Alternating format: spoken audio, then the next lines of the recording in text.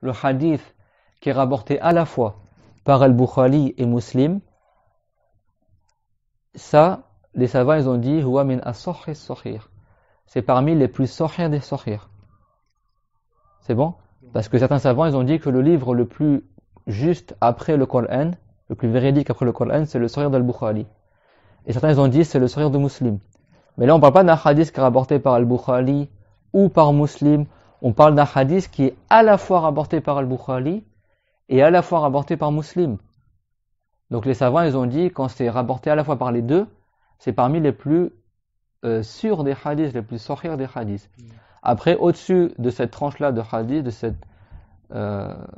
ce jugement de chaîne de transmission du hadith, il y a le hadith mutawatir qui lui il est rapporté par un grand groupe de gens qui ont rapporté d'un groupe de gens qui ont eux-mêmes rapporté du prophète alayhi salam.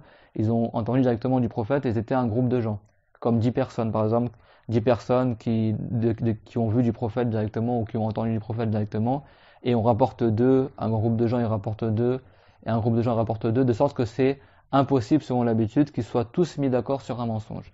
Ça c'est le hadith mutawatir qui est une preuve catégorique dans la religion. Il y a environ une cinquantaine de hadiths sur 50 000 hadiths rapportés du prophète environ.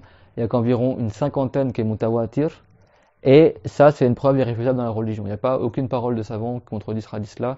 C'est comme si nous-mêmes on l'avait entendu du prophète alayhi salam.